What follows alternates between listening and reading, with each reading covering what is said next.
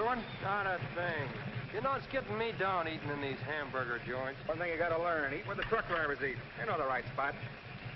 Say, I saw a funny thing up the road just now. Good-looking dame sitting in a car all alone. Yeah, what was she doing? That's just it. She wasn't doing nothing, just sitting there. I got a rule about women. If they ain't breaking the law, let them alone.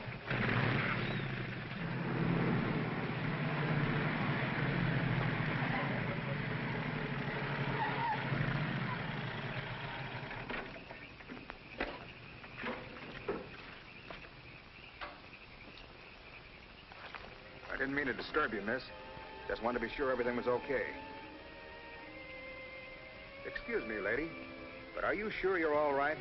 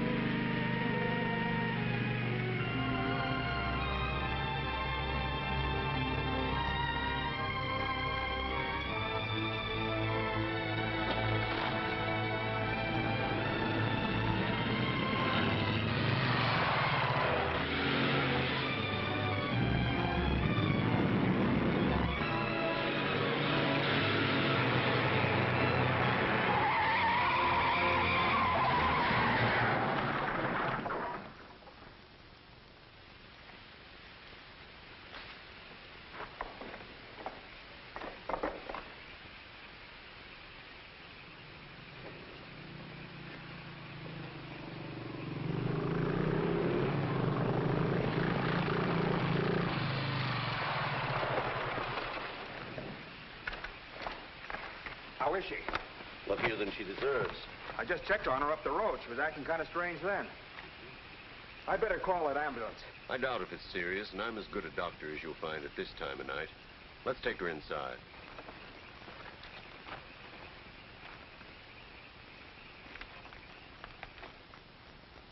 Well, no bones broken. Bruises, that's all. I think you better rest here for the night. I'm a little surprised. You're a beautiful young woman. You've been in an accident. You haven't asked for a mirror. Perhaps that fits with the way you were driving tonight. Perhaps you find the idea of living not very attractive. Is that any of your business, Doctor? As a matter of fact, it is my business. I happen to be a psychiatrist. I don't need a psychiatrist. You won't mind if I disagree with you. Here's a beautiful young woman, apparently well-to-do, apparently in good physical condition, who just doesn't care what happens to her. This is interesting. Not altogether unusual, but interesting. Of course, there are the obvious deductions. It's my life, Doctor, and I prefer to run it myself. And you don't want anyone to see inside it. Perhaps you don't even want to take a look yourself. Many women haven't the courage to face themselves, so they look for escape in one excitement after another. Half my patients are like that. But I'm not one of your patients. If you tell me how much I owe you, I'll be going back to town now. Very well. I'll drive you to the station.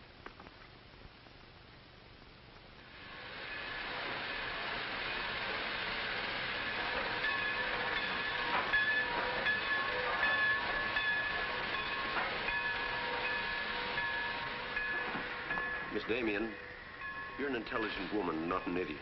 Will you promise me one thing? When you get ready to throw yourself off Brooklyn Bridge, will you come and see me first?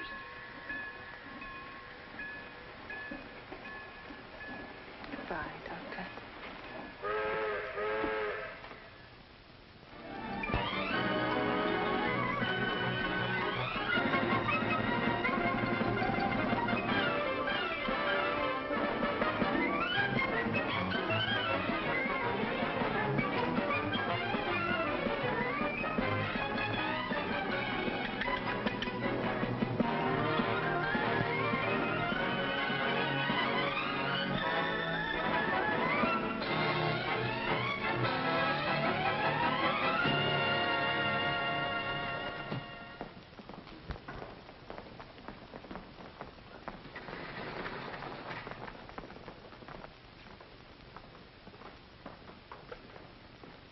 Just what is our trouble? That's what I want to know. Our trouble is Miss Damian. Miss Damian again. She's as pretty as a picture and as stubborn as a mule. But this time, there's a lot more involved than just her hand.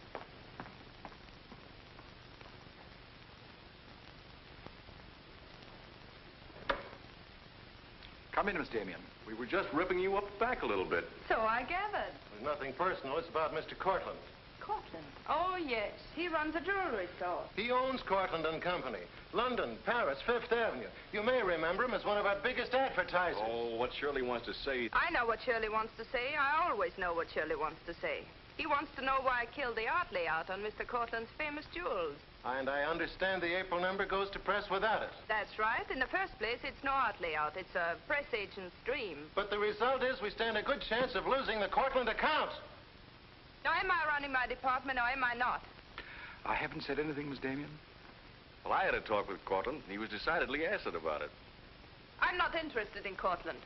But if this magazine is going to submit to advertisers' blackmail, I'd like to know about it. Now, please, Miss Damian. If that's the policy, Mr. Kranich, you better get someone else to take my place. Please, Miss Damian, just a moment. Gentlemen, if you don't mind, I'll talk to you later. I thought I should bring this to your attention. You can't blame us for trying, Mr. No, of course not. No harm done, gentlemen. Madeleine, you've got yourself all worked up. Come sit down. I'll get you a drink. No, thanks. I don't want one. No? What is this private blackmail of yours?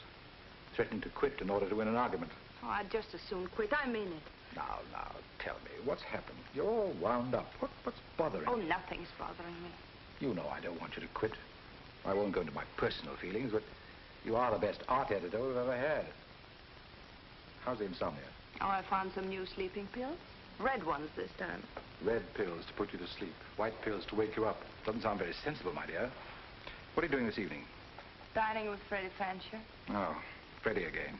Oh, I couldn't get out of it, Victor. We're using some of his drawings next month. But it'll be the last time, I promise. Madeleine, you're a bundle of lies. A very lovely bundle. Beautifully tied together. I'm trying to be honest, but you won't believe me, will you? No, my dear. Because I don't really think you believe yourself.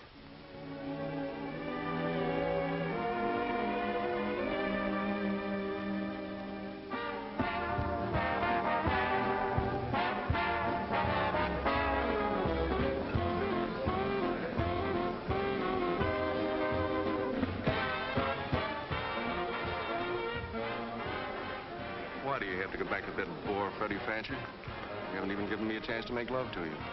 You've been doing all right. You know something? It's awfully hard making love to a woman who makes more money than I do. It'd be much easier if you made love to me. Would it? Oh. You're trying to give me the brush off, are you?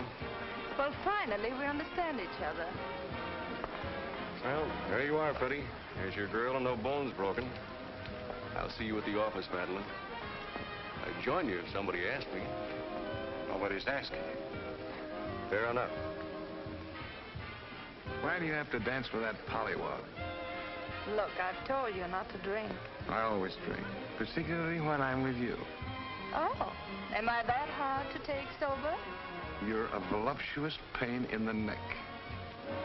I'm going home. You're not going to walk out on me. Come on, be yourself. I've told you I'm going to leave early. But you can't leave me just sitting here in the snow. I'm mad about you. In my own foul way.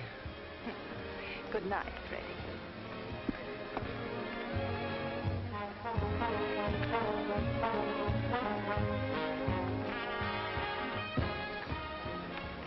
Any chance of getting a cab, Jim? I'll try, Miss Damian. Oh, Miss Damian, here's someone I know you're anxious to meet. Mr. Felix Cortland, one of our most prominent advertisers.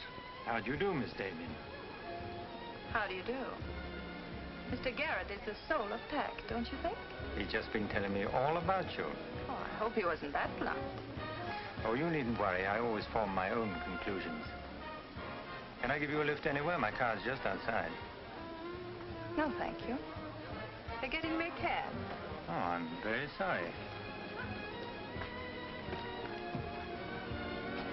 I'm sorry, Miss Damian. There isn't a cab around. Oh, how long do you think it'll be? That's hard to say.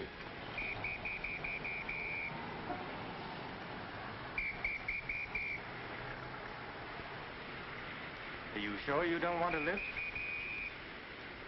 Well, there doesn't seem to be any alternative. Good night, Mr. Garrett. Good night, Mr. Cortland.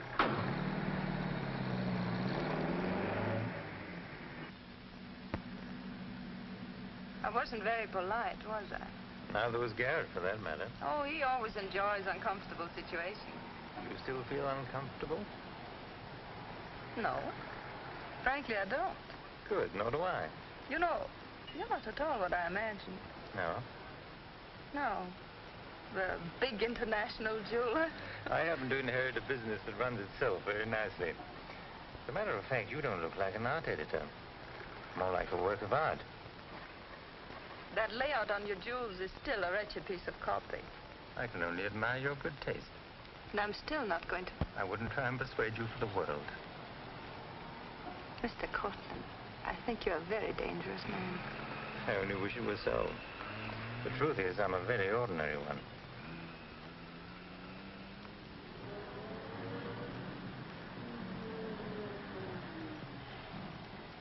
Oh, I'm sorry. I forgot to give you my address. It's my fault. I forgot to ask you. Won't you come in for a minute? No, I don't think so.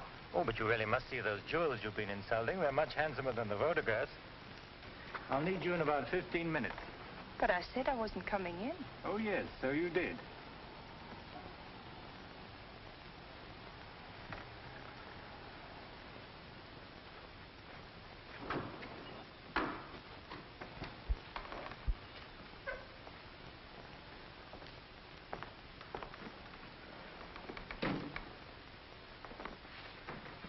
Let me take your ad.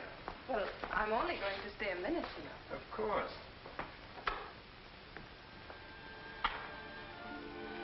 What a wonderful room. I've had this place a long time. In fact, I'm pretty disgustingly rich. Don't you find that rather pleasant? Oh, it's not so hard to take once you get the hang of it. I think I know all the troubles that come with money. And all the pleasures. Well, have you got me all figured out? Only what I see here. Good books, fine pictures. Wonder if you ever look at them.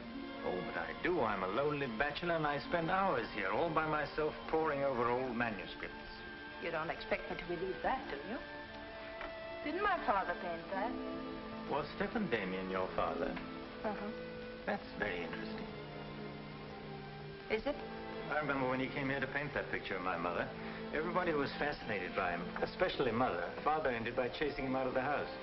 I'm afraid that's the way it usually ended. My father was very much in love with life. That's a Hungarian custom, isn't it? Mm-hmm. Not exclusively Hungarian. Weren't you going to show me your jewels? Oh, yes, of course. I'd quite forgotten. That's the reason we came in here, wasn't it?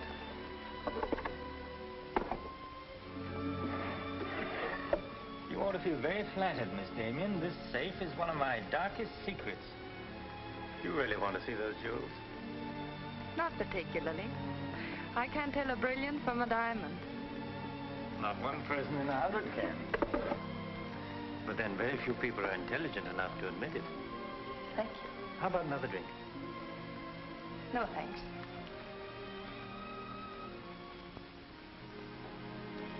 You know, you need relaxing. Lots of relaxing.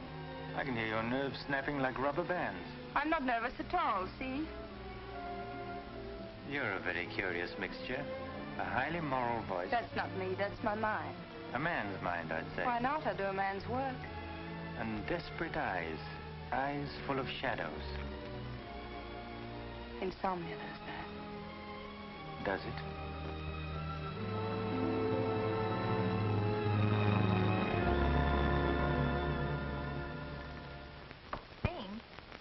Miss Damian, give you her secretary. Miss Damian's office? No, Mr. Cortland, she's not here yet. Shall I have her call you? Yes, Mr. Cortland. Where's Lamarr, puss? She hasn't come in yet. Well, who sent these? Mr. Felix Cortland. Mr. Cortland. That's very interesting. She never misses, does she? Mm-hmm. Jealous. If I'd given it any thought, I could have predicted it. Gladys, I won my bet. She's got a new boyfriend. I guess those dames gotta have new excitement all the time.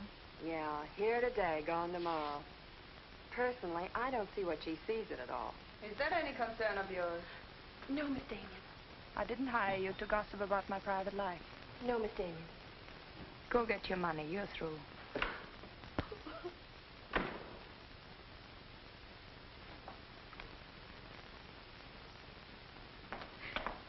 come in yet? What's the matter, sweetheart?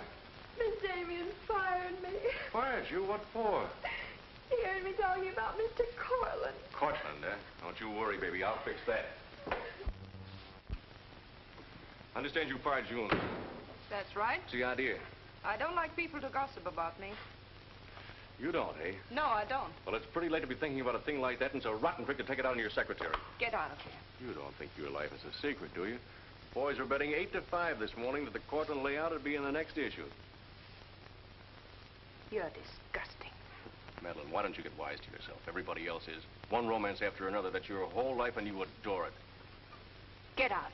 You try to dress it up with pretty words, but you don't fool anybody. They know what you are, and you'll never change. Get out! You don't care because it's too much fun.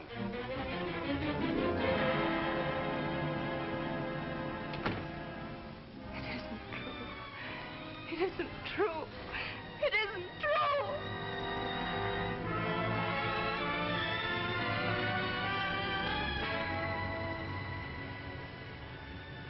I'm a little surprised. Here's a beautiful woman who just doesn't care what happens to her.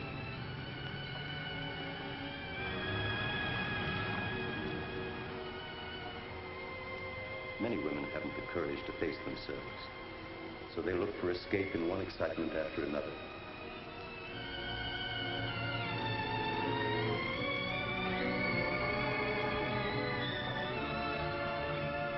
Perhaps you find the idea of living not very attractive. Lady, if you want to kill yourself, why don't you try the fridge?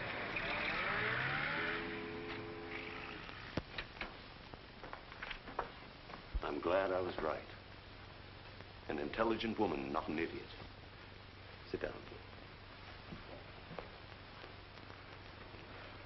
That's it. Now, if you feel like talking, just go ahead and talk. You're afraid, aren't you? Well, it's our job to find out why. To explore the shadows and throw light on what we find there. Then you'll be able to see yourself clearly and face yourself honestly. When you can do that, you won't be afraid anymore.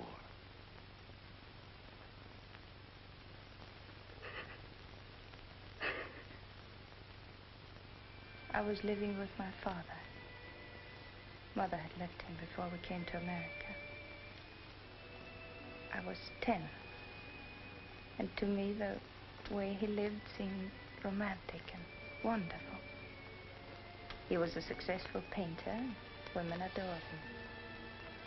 He went his own way and did what he pleased. Just as you've been trying to do? I suppose so. But why? Did it make him so very happy? Oh, I was certain he was the happiest man in the world. Until he killed himself. And you couldn't understand why he did it. You understand now?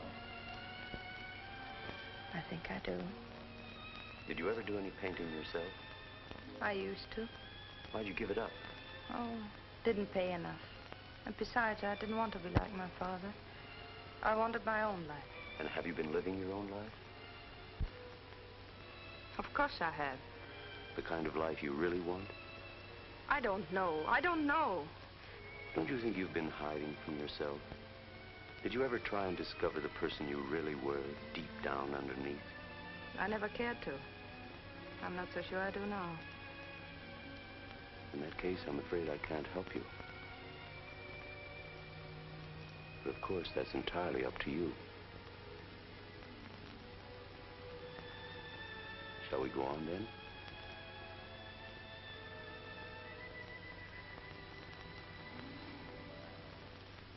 I was doing what I wanted to do. Paying my own way and making my own rules. Nobody was hurt. Nobody but yourself. And it didn't really make you happy, did it? Wasn't that because down underneath you knew there was something missing? Something important? I suppose so. That would worry you, wouldn't it? And then you would drug yourself with the excitement of more excitement. Oh, I know the pattern, Miss Damian. You're suffering from a disease of the times.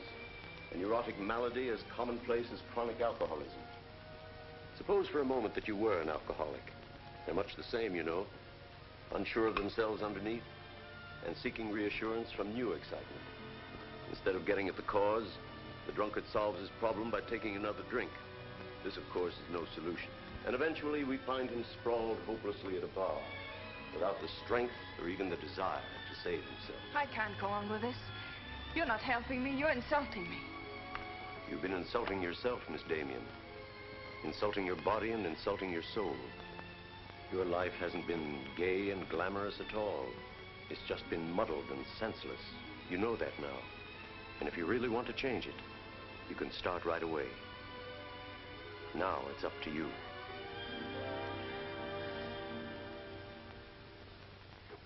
You can have my apartment, Ethel. The rent's paid till the end of the month. Darling, I feel like a vulture wheeling over your head. I'm not in, whoever it is. Miss Damian's office. No, she still hasn't come in, Mr. Cortland. Well, I don't know exactly. Later in the day, Did he hang up? Yes. Good. Let me call him back, darling. You may be sorry later. Everything in this pile returned without comment. This I would ask to see more of their work, and these you may be able to use. But you haven't given me your new address. I'm not giving it to anyone. Hello, Madeleine. Beautiful, would you mind popping out for a minute? That's just 60 seconds. You better talk fast. Madeline, I'm on a jam. I've got to raise some money. I need about $5,000. What do you expect me to do about it? Well, I thought you might talk to Cortland. I'm sure he'd let you have it if you ask him nicely. You're really quite a rat, aren't you? Look, Madeline, I'm in debt up to here. I only make $100 a week, and you know I can't live on that. $5,000 doesn't mean a thing to Cortland. You better get out of here before I lose my temper. You're forcing me to say things that I don't want to say, but if you're going to act cold and virtuous about it, you'll hear them. Suppose I tell Cranish. Tell him what? About Cortland. You know, you've got a very nice job here, but you won't have it very long if I tell Cranish. I don't want to tell him, but... What's so funny? As a blackmailer, you are pitiful. Go on, tell him. Tell him what a rat I am, and you are, and he is. Go on, use my phone if you want, and my desk, and my office. I'm through with all of them.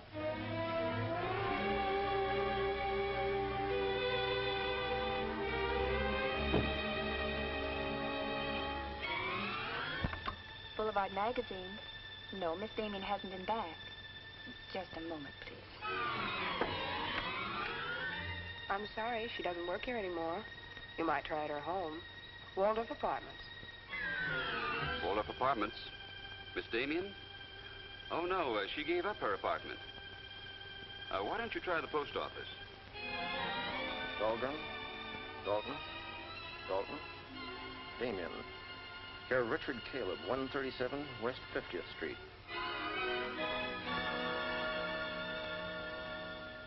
Well, I've nothing to do except that Miss Damian has taken my advice as a doctor.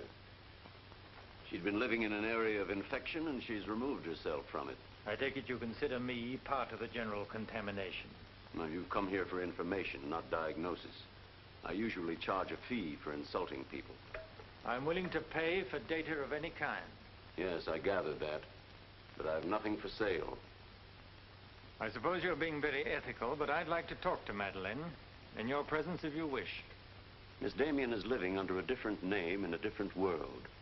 She told me to tell you, if you inquired, that she was busy growing a new soul. Now, would you please keep off the grass?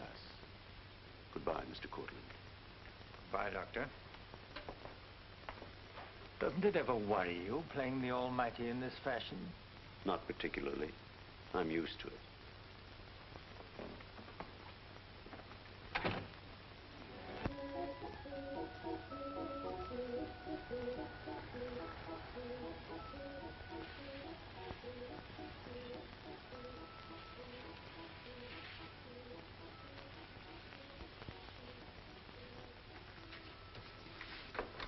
How's it look? It's better than torn wallpaper. So you think I'll tell him then? You'll do better after you get the hang of it. I only hope the new tenant will like it. Well, he seems awful particular. He's a floor walker at Macy's. Oh, well, you can always give it back to me. He'll never sell it, you know. Take my advice and try something more cheerful. You know, like flowers and butterflies. I'll do that. Thank you, Mrs. Geiger.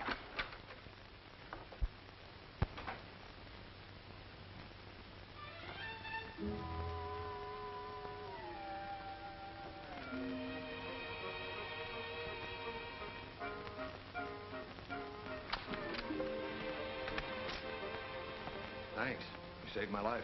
Is this yours? Yes. Mrs. Geiger would scalp me if she knew I kept mice in my room. Well, why do you keep mice in your room? Oh, pathology is part of my homework. I really shouldn't bring these fellas out of the lab, but, well, I got kind of attached to this one. Oh, thanks again. Hey, women are supposed to scream. Aren't you afraid of mice? Well, no, but next time I'll scream.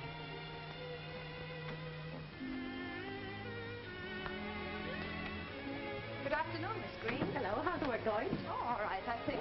Yes.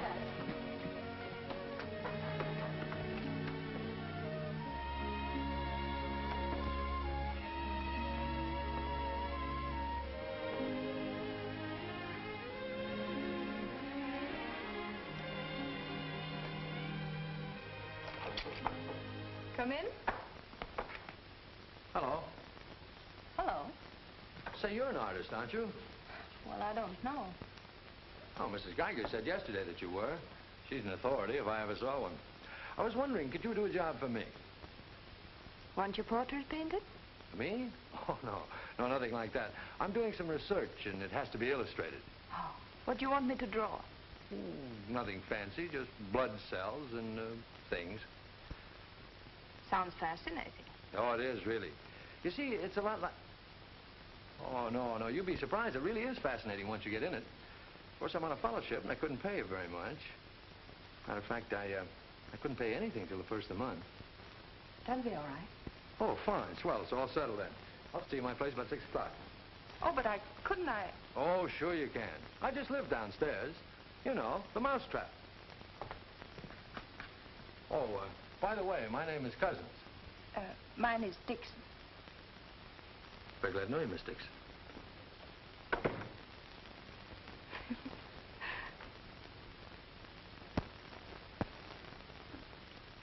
Just what am I drawing? Am I allowed to find out?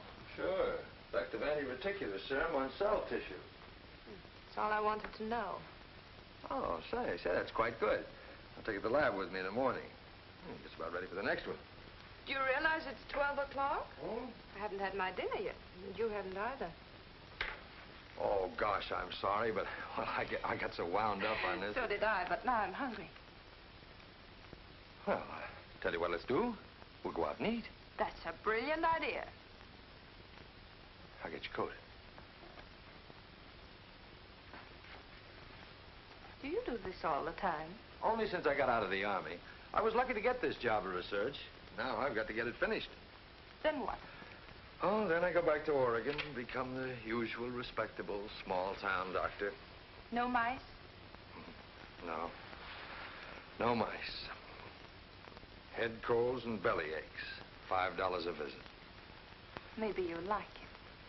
You'll get some rest. Oh, I'll get plenty of rest, all right, but I don't think I'll like it. You folks going out this time of night? That's right. We're meeting a few friends at the Busy Bee cafeteria. We don't want to miss the floor show. We'll have to hurry. See that he eats. He hasn't got any more sense than a goose. I'll feed him with a spoon. I got onto it first up in a little town in Germany while I was still in the Army.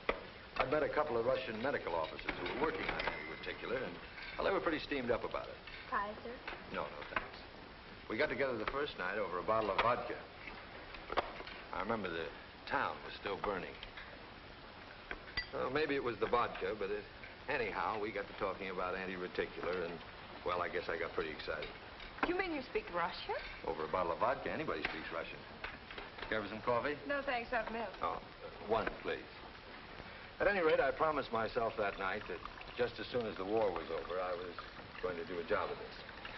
You haven't stopped to eat ever since. That's an error I'm just about to rectify.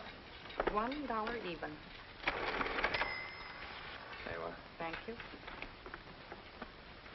Thank you. You, sure you've got everything you want? Oh, yes, thanks.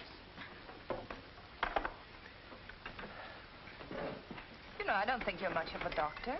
Do you call this a sensible diet? Pancakes and pickles? Well, scientifically, there's two kinds of diets. The kind that doctors prescribe and the stuff they eat themselves. Oh, but you're always in such a rush. You can't make scientific discoveries that way. Sure you can. Take Banning. He saw some flies nibbling at a piece of pancreas. Figured out that there must be sugar in it, and in 1 minute he had the idea for insulin. You know, you're a very lovely girl. You're not being very scientific, Doctor. Oh, but I am. It's the very heart of science. It's the truth. Let's talk about insulin. Insulin.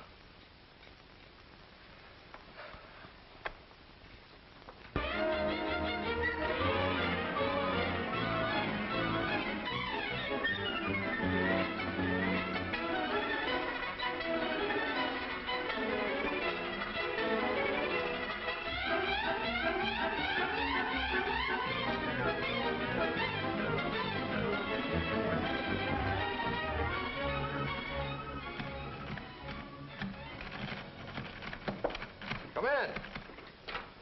Hello. Hello. Say, did you buy these new manuscript covers? Yes, are they all right? Oh, sure, they're fine. How much they cost? Oh, nothing at all. Something like 20 cents. Oh, nothing at all, huh?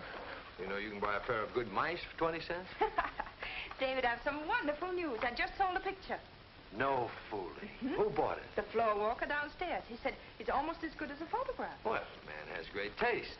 Oh, I think it's wonderful. I'm proud of you. And I'm a little proud of myself, too. David Cousins on anti-reticular. Oh, David, it looks fine.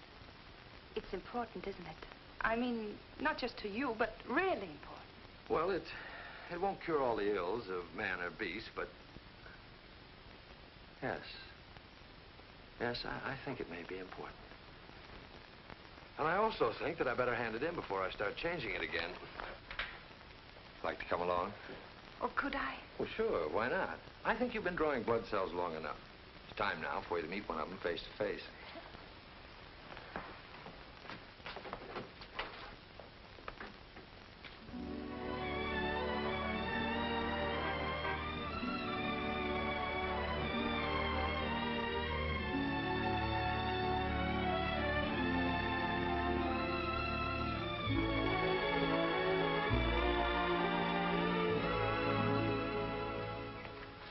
I hope your text is as good as your illustrations. I hope so, too, sir.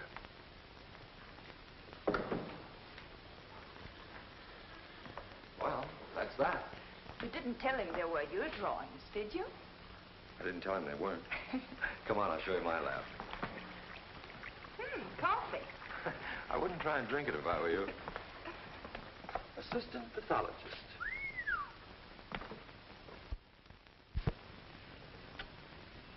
Well, this is me.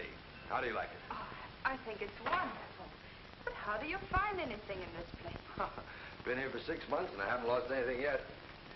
Doesn't matter anyway. If the boss okays my research, I'll be out of here in a week. Back to Oregon? Yes, back to Oregon. All that way just to make a living. Is it as bad as all that? Oh, what's the use in kidding, Madeleine? I'm so much in love with you, I can't see straight. I haven't done any work in here for days. I just sit around waiting until I can see you. I know. Because that's just what I do. Wait to see you. Darling. Darling, I never felt like this about anyone before. Tell me, when did you first know? Oh, when I first saw you, I think. Yeah, me too. I'll never forget you standing in that hall with a mouse in your hand. Only I didn't know then what was happening. I thought I had the flu. Will you marry me? Oh, David. Well, will you? We don't know each other. I mean, you don't know me. Oh, but I do. Of course I know you. Now, what do you want to know about me? David Cousins, M.D., University of Oregon, Captain Medical Corps Reserve, young, healthy, and very much in love. Will you marry me? Oh, please don't ask me now. Well, I've got to ask you now. I want to marry you now. Please give me time, David. I'm all mixed up. I'd like to go home now. All right.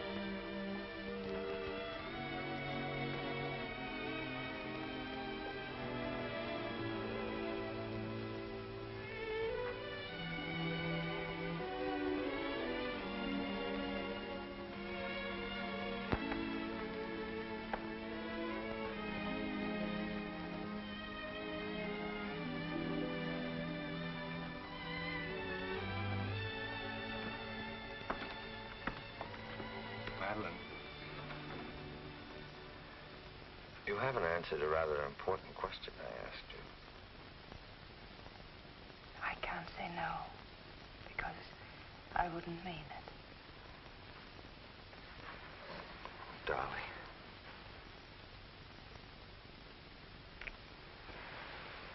David, I do love you.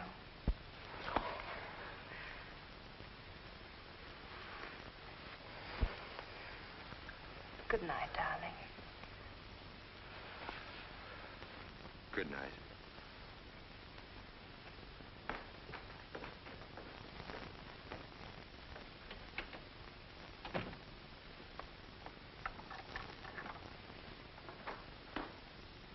Hadn't you better close the door?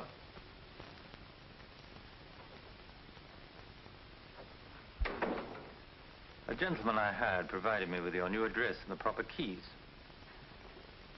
Suppose someone had seen you. You wouldn't have cared, would you?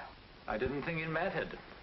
You see, I expected to find you wretched and lonely, grappling with your complexes. Rather naive of me. Will you please go? Of course I'll go. But before I do, wouldn't you like to tell me about him? Why? I'm in love. Now, laugh if you want. I don't feel like laughing. I've always wondered if it were possible for people like you and me. And you think you've really got it? Love eternal, the fireside, the slippers, the whole thing? Yes, the whole thing. I'm very glad for you. And I think I'm a little sad for myself. You haven't told him, have you? Told him what? Well, about me, for instance. Why should I tell him? You're absolutely right. You shouldn't. Men prefer to keep their illusions, don't they? Please go. If you ever need me, you'll let me know, won't you? And don't call the past too many names.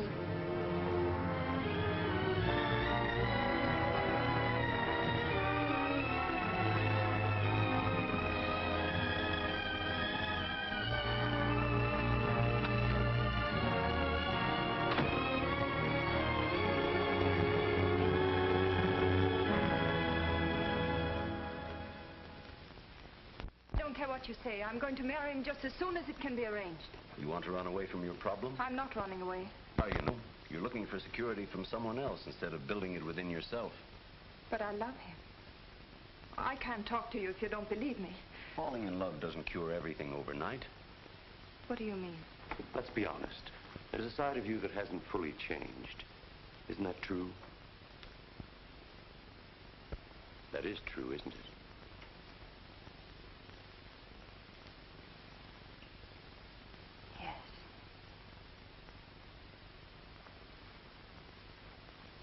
Have you still not told David about yourself?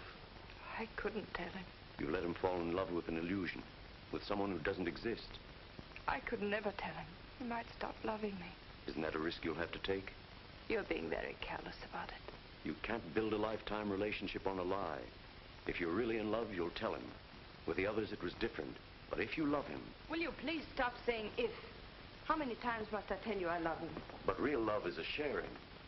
If you're strong enough to face this yourself, you're strong enough to face it with David.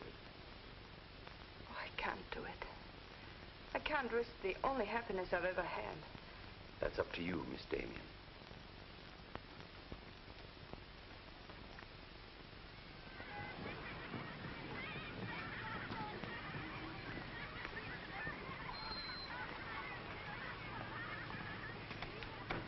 Hi. Hello, darling. You're home early, aren't you? Well, I didn't get fired, if that's what you mean. Dr. Lutz read my paper. Really? What did he say? Well, he liked it. Oh, David, that's wonderful. The only trouble is he thinks it's so important he wants me to go to Chicago and read it before the convention. Oh, David, no. Well, that's not my idea. I don't want to go. Well, when will you have to leave? Tonight. Got to catch the 8 o'clock plane. And when will you come back? Oh, I don't know. A few days. But I'll tell you what. As soon as I get back, let's get married. You can get a license in 3 days, and it only takes 15 minutes to get married. You still want to marry me, don't you? Oh, more than anything in the world.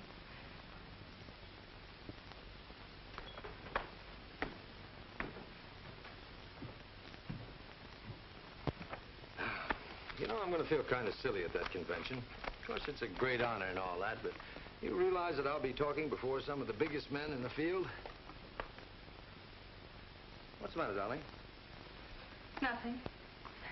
I was just thinking how I'd feel if you didn't love me. Oh, don't be silly.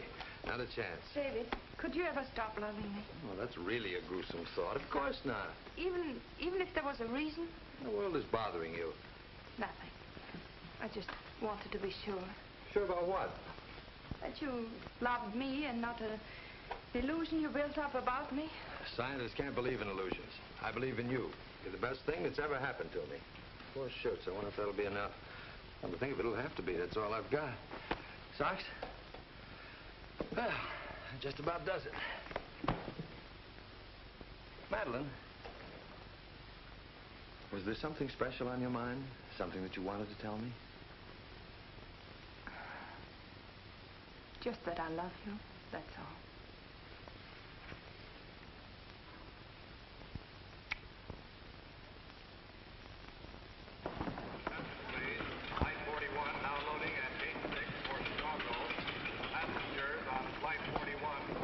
Write me every day? Every day. Hope you miss me. Hope you suffer like a maniac. I will, I promise. Oh, gosh, I hate to leave you. You know, I'm going to be jealous. Jealous of what? Oh, I don't know. Nobody, everybody. Just jealous.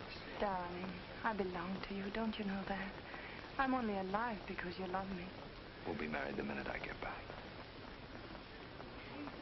Well, look who's here. If it isn't Madeleine. How are you? It's been a long time. David, this is Mr. Garrett. I used to work with him on a magazine. Howdy, Garrett. I quit the racket, though. Or perhaps the racket quit me. Garrett's doing some confidential work for me now. How are you, Miss Dixon? This is Mr. Cortland, David. Dr. Cuss is my fiancé. You're a very lucky man, Doctor. I think so. Well, goodbye, Miss Dixon. My congratulations to you both. Oh, thank you. Good night. Good night. I don't believe a minute of it, do you? Garrett, you're a very cynical man. You don't believe in true love.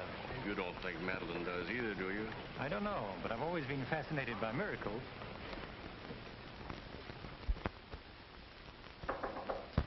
Come in. Telegram for you, Miss Dixon. I thought I'd bring it up myself. I thought it might be important. The news? He won't be back till Friday. That's men for you. You never can count on them. Oh, I forgot. A doctor somebody called you, said you were to call Miss Ethel Royce. She's been trying to get in touch with you. Friend of yours? Yes.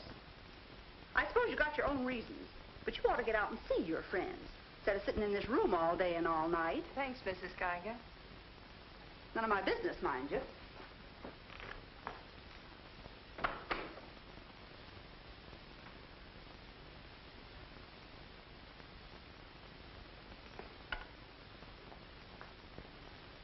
Ethel, this is Madeleine. Madeleine. Darling, but this is really a voice from the dead. I pestered that doctor of yours for hours. I just have to talk to you. Well, what about? Will you remember that art supplement, the one you started? Well, I do need your help, dear. I'm in an awful mess. Sorry, dear. I'll never come into that office again as long as I live. Oh, but I wouldn't ask you to do that. Just meet me somewhere. It'll only take an hour, I promise.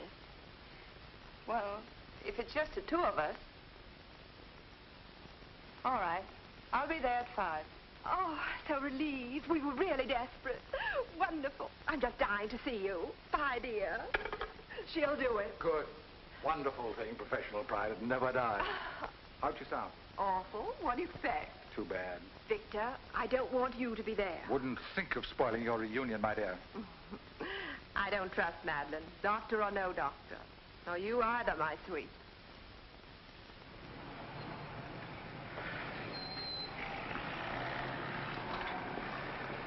Hello, Miss Damian. Glad to see you back. Glad to see you, Jim.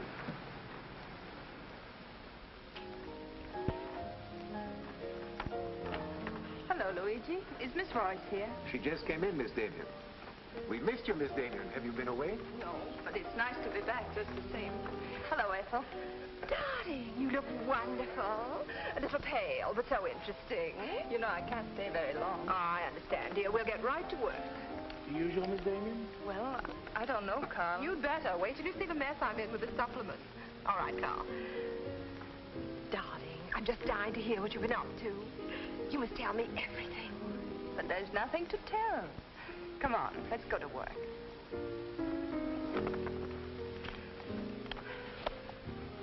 You're just marvelous, my dear. You made the whole project seem utterly simple and practical. Not for me, please. Darling, you used to be able to drink 10 in a row. I'm out of training. No one would know it, my dear. You seem just like the old Madeleine again. It's the surroundings. What do you say we have dinner and go to a show? No, really, I've got to stagger home. Madeleine, my dear, this is a surprise. Victor, hello. What good fortune running into you like this? Do you mind? Don't let him fool you, Madeleine. He heard me making the date with you. It's true, but I'll deny it. Frankly, I wanted to have a look at you. You look very dashing for a hermit. Thank you. We've all missed you desperately, haven't we, Ethel? As though our little hearts would break. What about a drink with your old boss? Please. Three, whatever it is. I've got all the data we need on the supplement. Good. What about the data on Madeleine? No data. Now, if you'll excuse me, I You really can't go now. Look who you'll run into. He's seen you. Mr. Garrett no longer graces our staff. What happened? He got to be utterly gritty. Say nothing of a slight discrepancy in his accounts. Mr. Garrett believes that the world owes him a gay life, no matter who pays for it. Well, hello, stranger. How are you? Wonderful. Nobody here seems particularly glad to see me. Should we be? Oh, well, it's been nice knowing you. There goes one reason for my ivory tower. What? Darling, I'm constantly running into men who adore you. Slews of them. Hated them all. I know what you're thinking. I had an odd way of expressing my distaste. Not odd, darling. Shall we say just, moody? Well, here's to memory.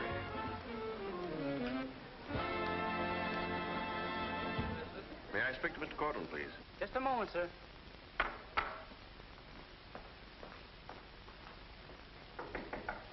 Just a minute.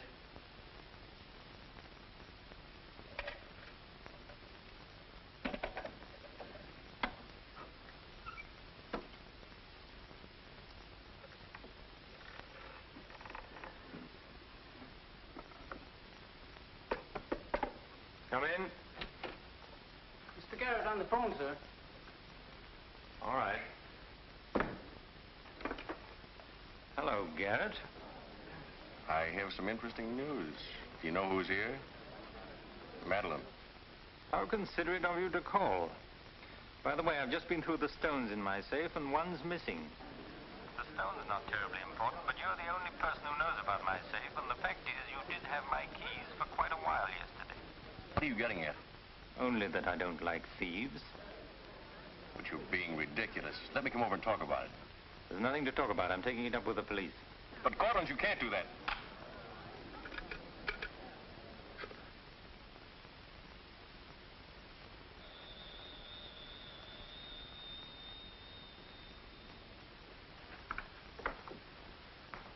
Mr. Garrett again, sir. Tell him I've gone out. I'm sorry, Mr. Cortland has just left.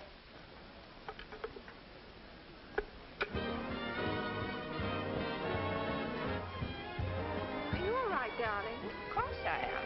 You're not going to disappear again. Oh, yes. Back to my treetop. It's raining. Let me drive you home. Oh, no. Ethel wouldn't approve. Good luck, my dear, in your treetop. Bye, darling. Well? Let's face it, she's a changed woman. She'll never change, darling. She's just got herself a new set of words, that's all.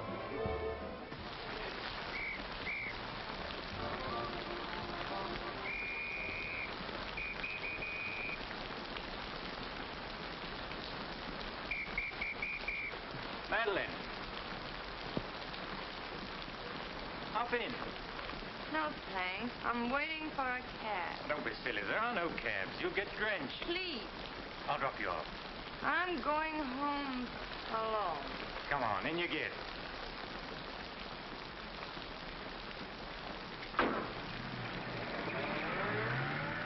I hope you didn't get too wet. Your concern is touching. Quite a coincidence finding you in the rain. Is it? I can't lie to you, especially when there's no point to it. I was informed you were playing hooky. You're detestable. I'm really not detestable at all. I happen to be very fond of beauty, which shouldn't be a crime in your eyes. Please, no debates. I'm a little dizzy. A good dinner will soon take care of that. Why do you always hound me? You know I despise you and everything you stand for. There's always a chance I may be able to improve your opinion and your manners. I'm sleepy. You know you're very lovely. Please don't bother. I'm not listening.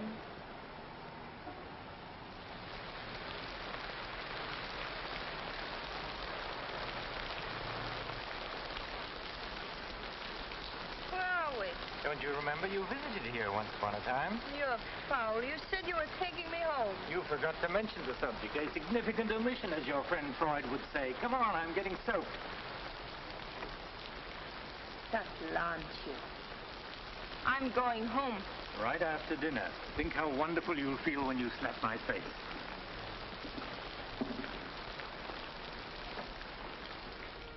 That'll take the chill out of your bones and maybe even your heart. Still cold? Oh, no. It's quite warm in here. Cigarette? Thanks. Very warm. Light? No, I'm not really detestable, am I? No. I am. Why? Because I ought to go home. In this rain, you mustn't even think of it. You see, you are detestable. And you've been very annoying for months. Madeleine, we belong together. You know that. No, I don't know that. Of course you do. We feel the same way about life. You're not making sense, Mr. Courtney. Why make sense? Doesn't this make more sense than talking and lying? No sense at all. Then what would you call it, darling? Stupid. Madeleine, you're wonderful. Stupid. You're sweeter than ever. I'd better see who it is.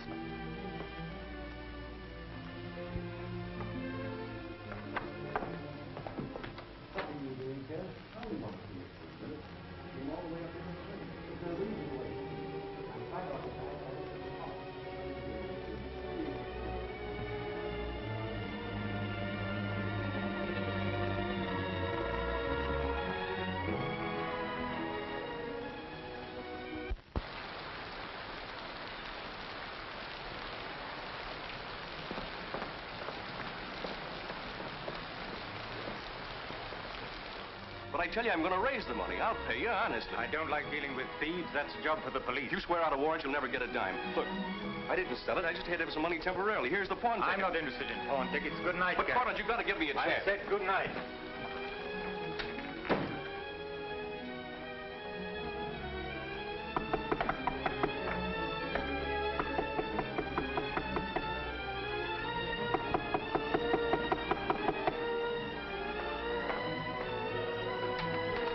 You've got to let me talk to you. Let me explain this. You stupid fool.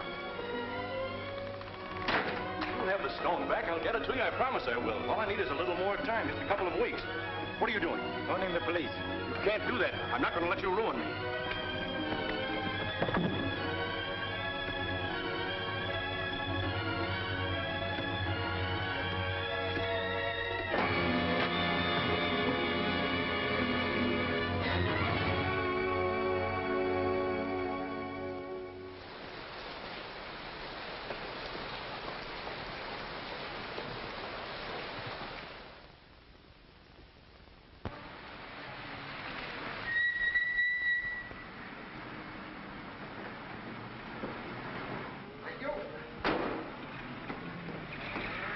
You're looking very lovely this morning, Mrs. Geiger. You wasn't expected back until Friday. That's what I like. A cheery welcome home. Miss Dixon upstairs? I haven't seen her this morning. Who is it?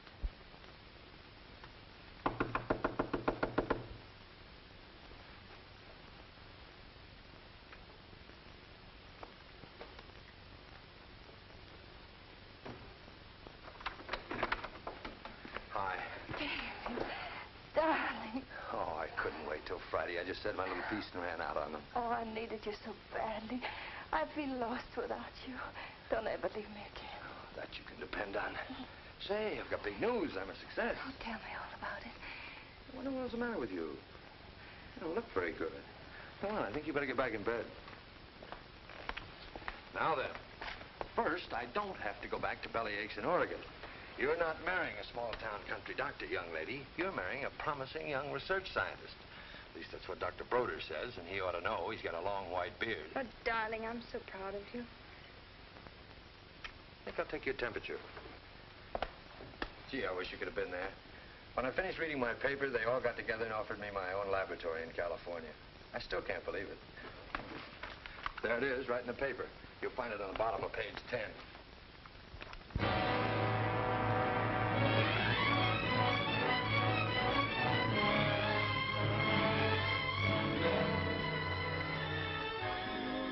He makes you feel that you're really important. You know what he said to... Madeleine, what's the matter? David. Oh, darling, you're cold as ice. You've got a chill. You stay right here. I'll be back in a minute. Oh, don't go. Don't leave me. I'll only be a second. I want to get a hot water bottle and some more blankets.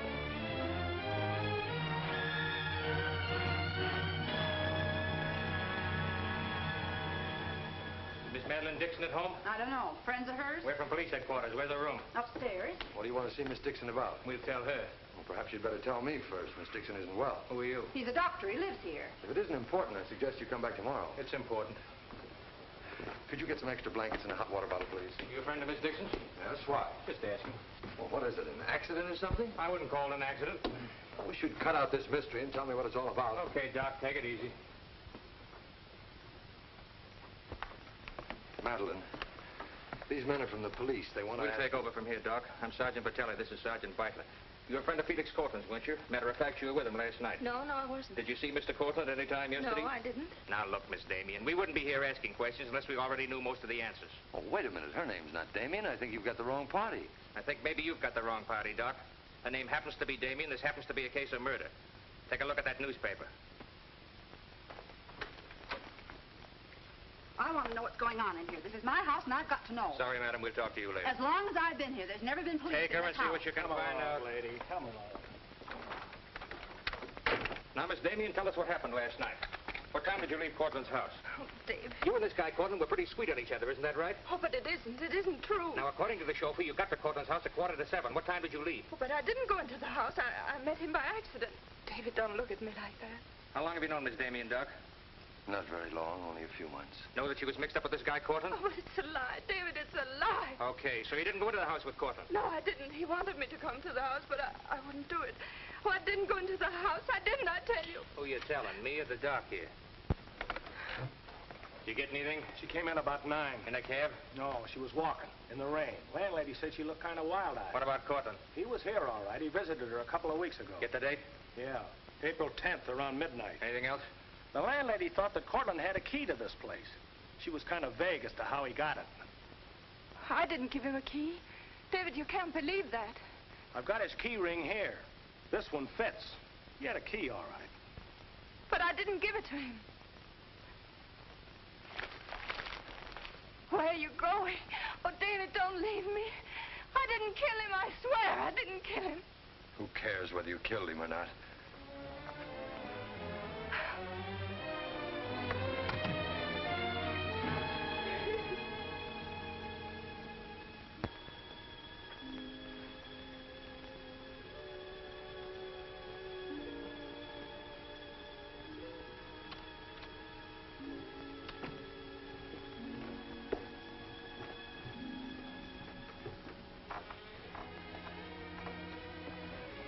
Could I see him for just a minute? Well, it isn't regulations.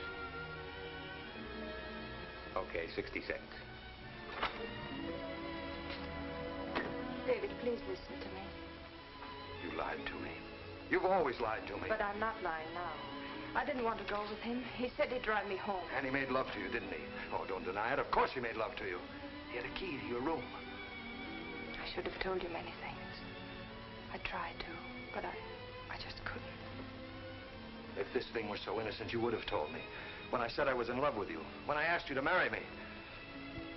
I was afraid, David. I was afraid you wouldn't understand. You bet I wouldn't. Before I met you, I was horrible. But you changed all that. You made me sane and happy. Why keep on lying? You tried that upstairs and it didn't work. Look, I was in love with you. All right, I made a mistake. I thought you were something wonderful and you turned out to be something else. So let's just forget about it. The only thing that you can do for me is let me alone. I love you, David. I'll always love you.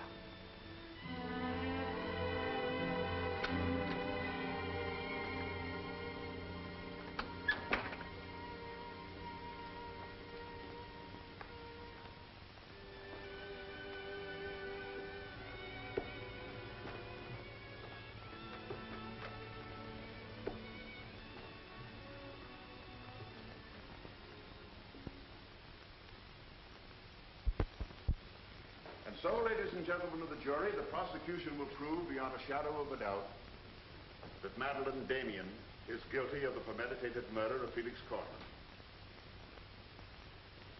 We will prove that she was in his apartment the night he was murdered. We will prove that her fingerprints are on the table lighter with which he was murdered. And we will prove further that she had a motive for the murder. For after all, this is a very simple story. To one man, Dr. Cousins, she was a pure and noble woman. To the other, Felix Cortland, an irresponsible light of love. Too self-indulgent to be faithful to the man she wanted to marry. Too weak and lacking in character to break with Cortland. Her twisted soul was bent on a heartless deceit. To make one man believe what all others knew to be a lie. And when Cortland threatened to expose her, she went to his apartment to plead with him in the only way she knew. She embraced him. She made love to him. And when, in spite of that, he threatened to expose the lie that she was living, she silenced him forever. Ladies and gentlemen of the jury, the state asks you to find Madeleine Damian guilty. Guilty of murder in the first degree. On the night Mr. Cortland called on the defendant, did you let him into her apartment? I certainly did not. How did he get in then? He must have had a key of his own. The key of his own. Where was the defendant when he arrived? Out with the doctor, I suppose, pulling the wool over his eyes.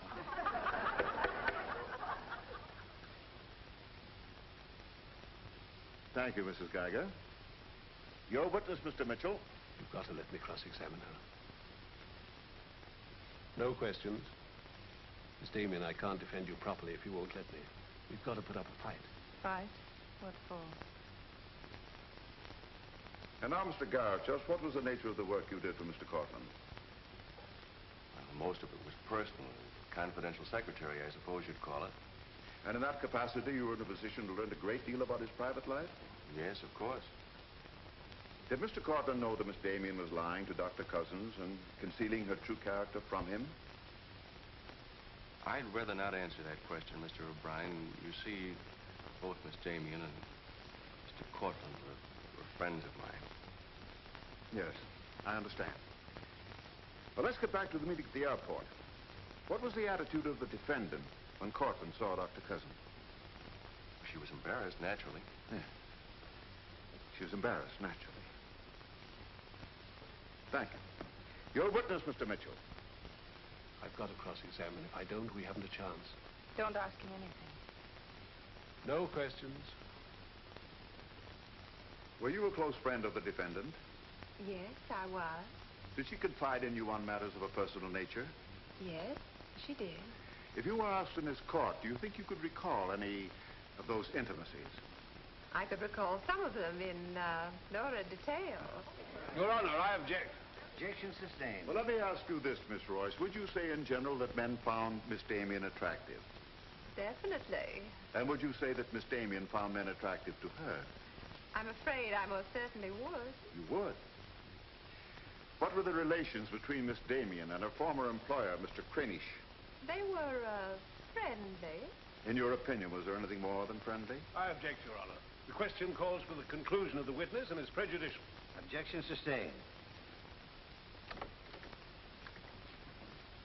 Dr. Cousins, I'm Dr. Kalin. Miss Damian's a patient of mine. I don't happen to think she's guilty of murder, do you? No, I don't. She may be guilty of other things, but in there she's being tried for murder. And she won't even defend herself. She's got a pretty good lawyer, hasn't she? She needs your help, Doctor. In her own mind, she's not on trial for murder. She's on trial for those other things. And it's not the judge who's trying that case, it's you. I don't want to be rude, Doctor, but I don't think you know what you're talking about. I'm sorry to disagree. You see, I've been treating Miss Damian for some time. I happen to be her psychiatrist. Dr. Caleb. I'm sorry to have bothered you, Doctor.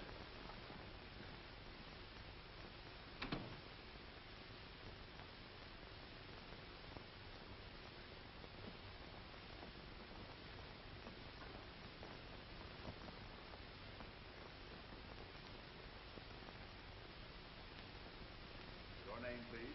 Richard Caleb. You are a psychiatrist? I am. Miss Damian came to you as a patient? Yes. Did she come of her own free will? Yes, of course. Isn't it true, Doctor, that people do not go to a psychiatrist unless they consider themselves, well, shall we say, not well balanced? In general, that's correct. As a matter of fact, wasn't Miss Damian on the verge of committing suicide when she made her first visit to you? Your Honor, I object. Well, no matter. We'll prove that by other witnesses. However, is it not true that people who come to you as patients come with problems? Objection. Objection overruled. Well, Doctor? There'd be no point in their coming to me if they didn't have problems. So the defendant came to you with a problem. Do you mind telling us, Doctor, in your opinion, just what was Miss Damian's problem? That is a confidential matter between doctor and patient. I'm afraid I can't discuss it. Well, during the course of your treatment of Miss Damian, did you ever discuss her relationship with Dr. David Cousins? Yes, we did. Well, bearing in mind the fact that she's engaged to be married to Dr. Cousins, do you think she was as frank with him as she should have been? As a matter of fact, I urged her to tell him everything. And did she? Not to my knowledge. Well, why not, Doctor? Why didn't she? I'm afraid you'll have to ask Miss Damian about that. Did you ever meet Dr. Cousins? Yes, just a few minutes ago. Well, I'm sure you found him a reasonable, intelligent young man, and yet the defendant refused to confide in him. Having met Dr. Cousins, I think I can see why Miss Damian hesitated to confide in him. Do you mind telling us why? It's my impression that Dr. Cousins hasn't the capacity, either emotionally or intellectually, to understand a problem like Miss Damian's.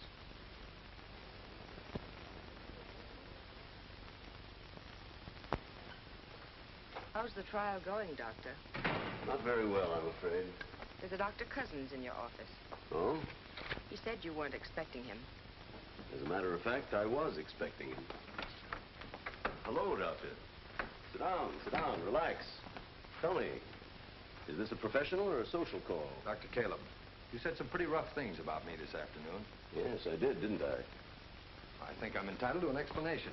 So do I. As a matter of fact, I'm very glad you came over. I wanted to talk to you about Miss Damian. I'm not interested in Miss Damian. I'm glad to see you're still in love with her. And I'm not in love with her. All the better. Then we can approach the subject of Miss Damian as one scientist to another. You see, I'm interested in Miss Damian because she's a patient of mine. I believe I was well on the way to solving her problem. It would be most distressing to me if she were to die now for a crime she didn't commit. It would be as though you had lost one of your white mice, one that you had just inoculated. What's all this got to do with me? Only this, that when you testify tomorrow, you'll be asked to tell the truth. The whole truth. The whole truth about a human soul is a complicated proposition. Now, I'm not going to tell you anything about Miss Damian that you haven't already heard. But isn't it possible that you've picked up a few stray facts and added them up to a conclusion that's entirely wrong?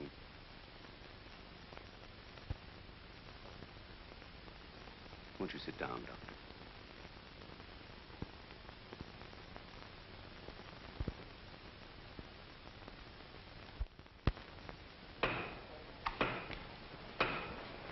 Hear ye, hear ye, hear ye. The court is now in session. Call your next witness, Mr. O'Brien. Dr. Cousins, please. This'll be their last witness. You've got to let me put you on the stand. I tell you quite frankly, Miss Damian, if you won't testify, we haven't got a chance. Raise your right hand. You solemnly swear to tell the truth and the whole truth, nothing but the truth, so help you God? I do. Please be seated. Your name, please. David Cousins. Under what name did you know the defendant? Madeleine Dixon. Did she ever tell you her true name? No, sir. Did she ever lie to you about her identity? Yes, sir. How long did she continue to lie to you? Till the morning the police came. Did she ever tell you about her relations with Cortland? No, she didn't. You proposed marriage to the defendant and she accepted you? Yes, sir. And still she didn't tell you about Cortland? No, sir.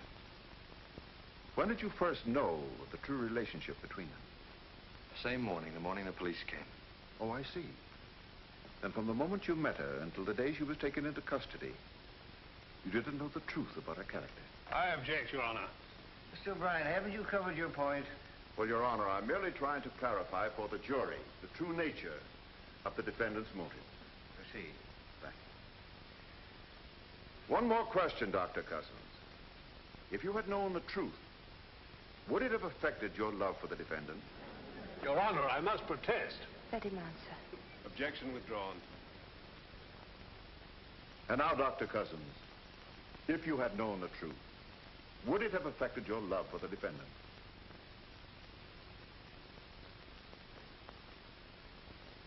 I was in love with Miss Damian then, and I'm in love with her now. Your witness, Mitchell. No questions.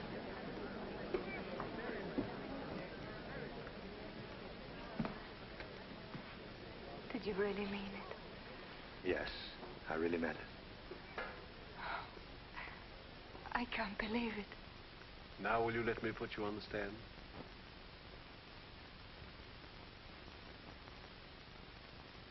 You admit you went to Cortland's apartment that night? Yes. He made love to you? Yes. Did you have any conversations about Dr. Cousins? No. Positive? Yes, I am. But tell me, Miss Damian, were you in love with Felix Cortland? No, I wasn't. Were you in love with Dr. Cousins? Yes. Oh. But you went to Cortland's apartment nevertheless. Yes, I told you that. You were in love with one man, yet you chose to visit the apartment of a man you didn't love. Did you go of your own free will? Yes. Mr. Cortland didn't force you or threaten you? No. Then why did you visit him? I don't know. I made a mistake. You made a mistake. As you've told us on several occasions that you and Mr. Cortland were interrupted by a mysterious intruder. Can you tell this jury anything definite about that person? Anything at all? No, I didn't see him. You didn't see him? I only heard his voice. You seem very certain it was a man. It was a man. What did he say? Well, I don't know. They were talking in the hall. I couldn't tell what they were saying. Yes, you heard a voice. You're willing to swear it was a man, and you couldn't hear what he said. Now, what sort of a person do you think would be calling at that time of night? A bill collector? A man selling magazines? Or perhaps even a burglar? Why not a burglar? Mr. Cortland was a very wealthy man. He must have been a very timid burglar because nothing was stolen. Of course, you realize that Mr. Cortland kept his jewels in a vault at the store? Not all of them. He kept some at home in his safe. Safe? What safe? The one in his living room. You didn't by any chance see that safe, did you, Miss Damian? Yes, I did. The court, please. This is the first we've heard about a safe. I ask for a recess to examine the apartment. Well, Your Honor, we've been all over the apartment. But if there is a safe, and if it has been robbed... Gentlemen, court is adjourned until tomorrow morning. I suggest the district attorney, the attorney for the defendant, examine the apartment together.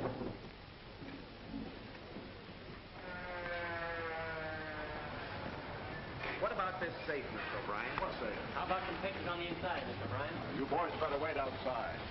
I may have a statement for you when I come out. Mr. O'Brien. Huh? Mind if I tag along? I don't know why you're sure. The fine witness you turned out to be. Couldn't help that, sir. All right, Garrett, where's the safe? Me, Mr. O'Brien? I don't know of any safe in here. I didn't think you did. If you want an unbiased opinion, I don't think there is a safe. Well, here's a learned counsel. Perhaps he knows. Where's the safe, Mitchell? My assistant's checking the location with Miss Damian. He'll be along in a minute. Oh, you're on a dead one. While we're waiting, maybe Mr. Garrett could tell us where the safe is. I've asked him, he doesn't know. I don't understand that, Mr. Garrett. You were very close to Cortland, weren't you? That's right. I'm sure if there was a safe in here, I would have known about it. At least I would have seen the key to it. The answer's very simple. There is no safe. What did you find out? I got the dope on him, Mr. Mitchell. Splendid. It's over here in this bookcase. You were wrong for once, Mr. O'Brien. Could be. What do you know about that? Have you got Cortland's keys? There they are. Thank you. That looks to me very much like a safe, Mr. O'Brien. Yes, it does, doesn't it? But not like a safe that's ever been robbed. I don't think a good burglar would leave those behind. I guess we're right back where we started from. Well, I've seen all I want. How about you, Mitchell? You win this round. Lock it up, sir. Yes, sir. See you in court, gentlemen. Can I give you a lift, Doctor? No, thanks. Sergeant, I have some papers here of Mr. Cortland's I'd like to put in order. Do you mind if I stay? It's all right with me. We're finished with the place. Thank you very much. Anything I can do for you, Doctor? Oh, I was just curious about something. I've never seen a safe like that before.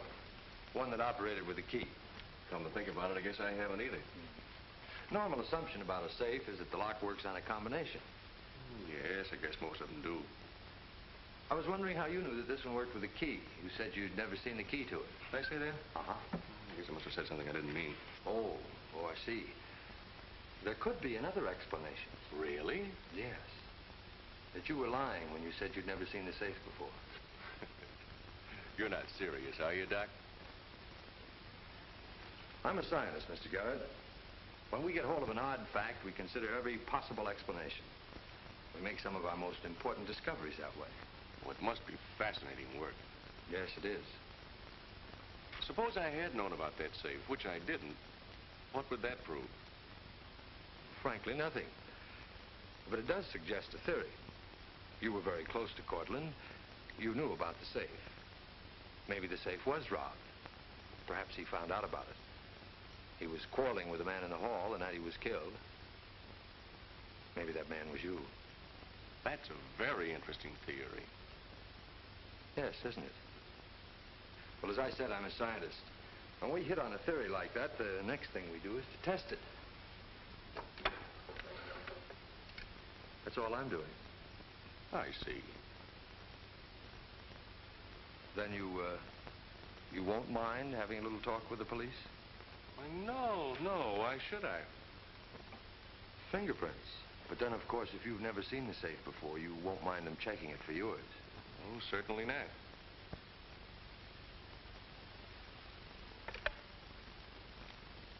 The number is Spring 73100.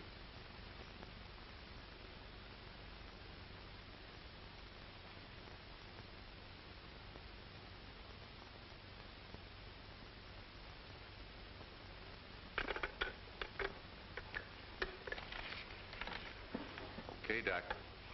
No hard feelings. Don't you think this sort of thing is rather out of your line, though? I guess maybe you're right. Bye, Doctor. Goodbye.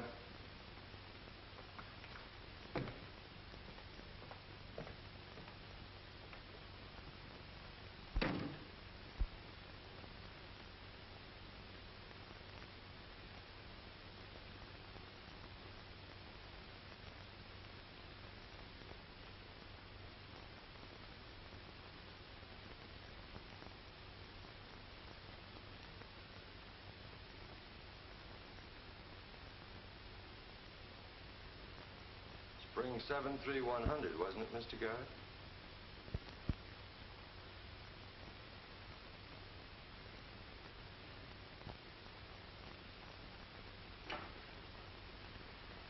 I guess maybe I underestimated you, Doctor.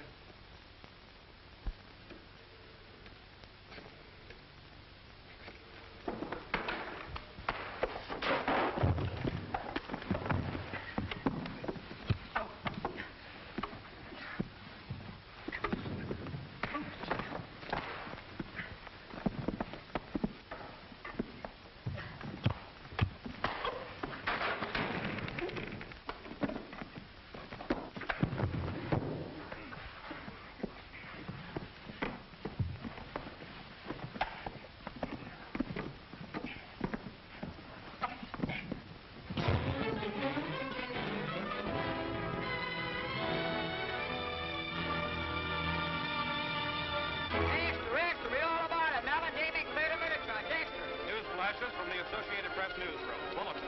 Madeleine Damian has been exonerated of the murder of Felix Cortland.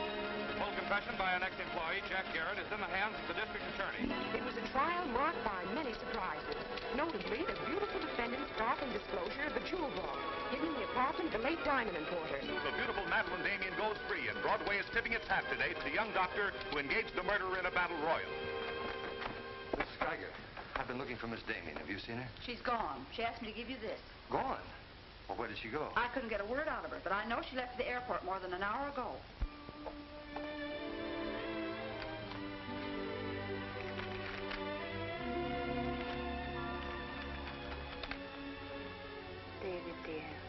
I can still hear your voice in that courtroom, and I'll never forget what you said. You did much more than save my life. You made my life worth saving. I can't bear to tell you how much I love you and want to marry you. But right now, that wouldn't be fair. I'm going away for a while. I want to be terribly sure, after all this, that I can really be the kind of person you once thought I was. Maybe after a while that will be possible. And then, when we're both sure, David, please ask me again. Goodbye, my darling.